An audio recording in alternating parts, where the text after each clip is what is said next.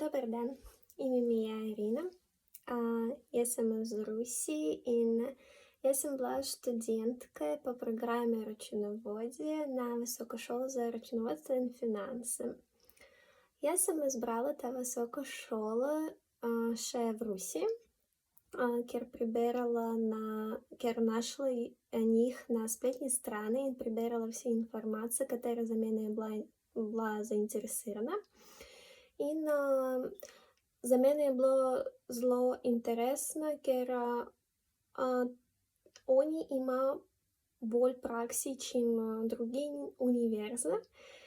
І затем написала в реферат школи, і спрашивала всі впрошання, але има можливість за іностранні студенти, і на какое бо шло студії.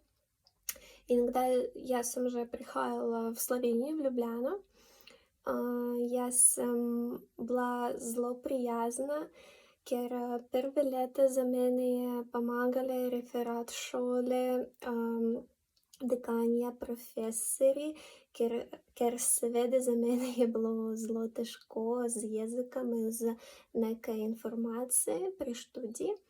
Ампак же потім було хитро і лажі всяк час, всяк дан, всяк теден. І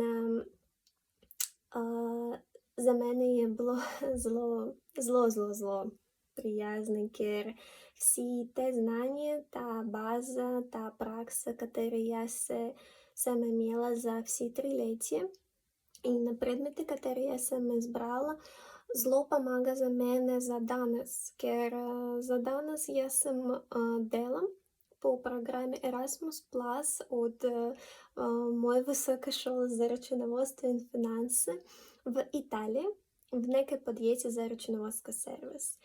І за мене є же боль, лажі, кер вся база і всі ті предмети, які я сам штудувала,